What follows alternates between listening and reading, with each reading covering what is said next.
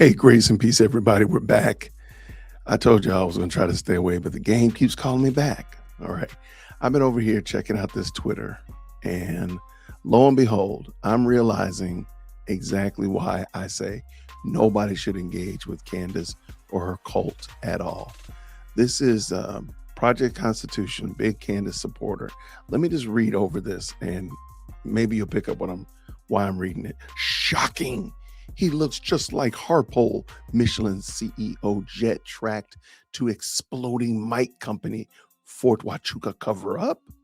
Huge research drop just landed. Buckle up because this could crack the Charlie Kirk assassination wide open.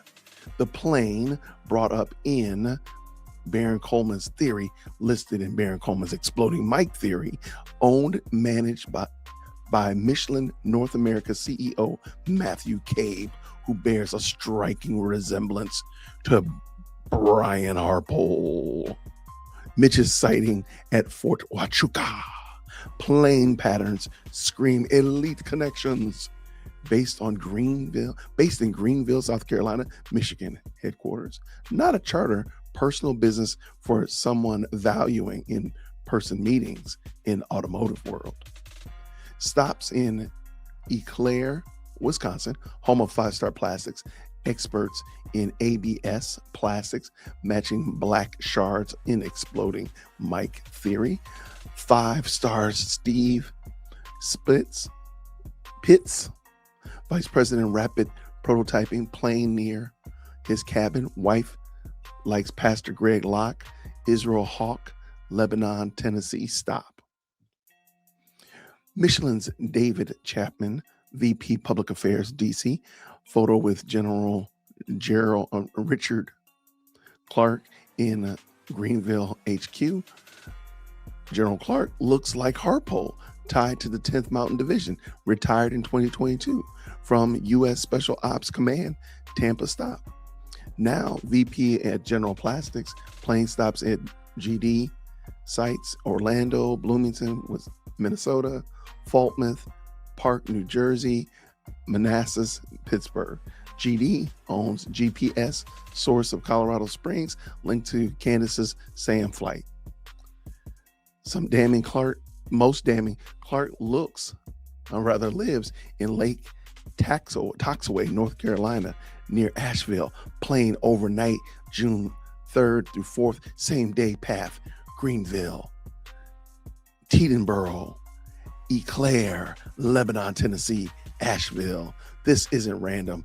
It's a web of military intel, plastics, explosives, pastors, Michelin executives, ties directly to Mitch's story and exploding mic shards at the scene. Is Clark the Harpole doppelganger Mitch saw, or was it actually Brian Harpole? Now, just to clarify, Brian's alibi has not checked out and stated with 95% certainty he saw Brian Harpole. However, if Brian ever does actually provide us a solid alibi, then it could be Clark. One thing's for sure, though, Charlie's hit was pro level. This screams coordination. Candace Owens is over the target, and the pieces are falling into place. Watch the full breakdown. Mind-blowing research. The truth is connecting the dots no one expected. Shout out to this person. The fortune's turning. Share if you're seeing the web. All right, here we go right here.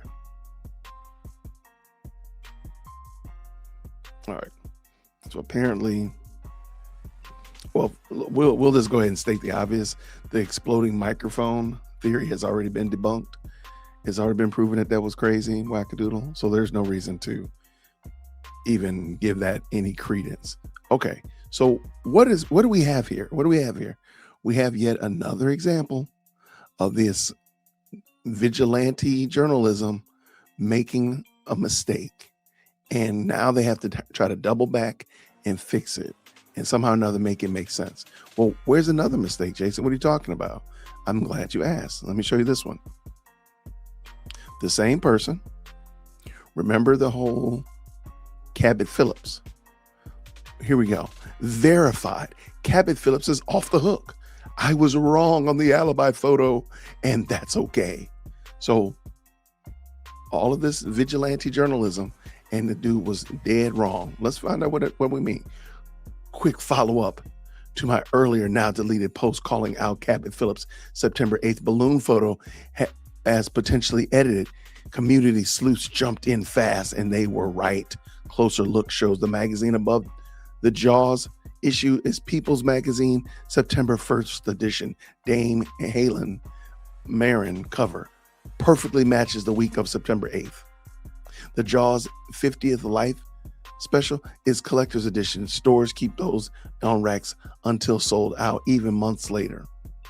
No metadata fakery, no old photo. Cabot's timestamps check out. I was wrong. Cabot Phillips is officially off the hook for the Fort Huachuca timeline. Why was he on the hook in the first place? Cabot Phillips, genuinely apologize, man. I jumped too quickly on the magazine dating. Thank you for actually providing your alibi when asked. That's more than most have done. Let me stop real quick. He didn't have to do it. And you guys make it sound like you're like this abusive spouse or this abusive boyfriend. It's your fault that I beat you up. If you had just done this, I wouldn't have had to black your eye. It's your fault. This is retarded. I'm sorry. But I'm glad this person at least admitted it and has taken down the other posts. But how long until he's wrong about the Michelin guy? You remember the whole senator? They had that senator on a spit. They was ready to roast that dude. Come find out they're just as wrong. They're not right. They're more wrong than they're right. This is how real investigations work. Put leads out, community vets them. That is not true. No. You don't see the police doing this stuff. You don't see real crime scene investigators doing that, asking the community to vet their theories, vet their leads. That's crazy. Correct when new facts emerge. No, this is not a community project. This dude thinks that investigations is a group project. One person cleared doesn't debunk the story. It just means we're looking for someone who looks like Cabot. Core whistleblower claims still stand strong. Verified base presence, meetings, detention, family ties, missing solid alibis from others. We're closer than ever. I appreciate everyone who's chimed in with receipts. This is why open source truth-seeking wins.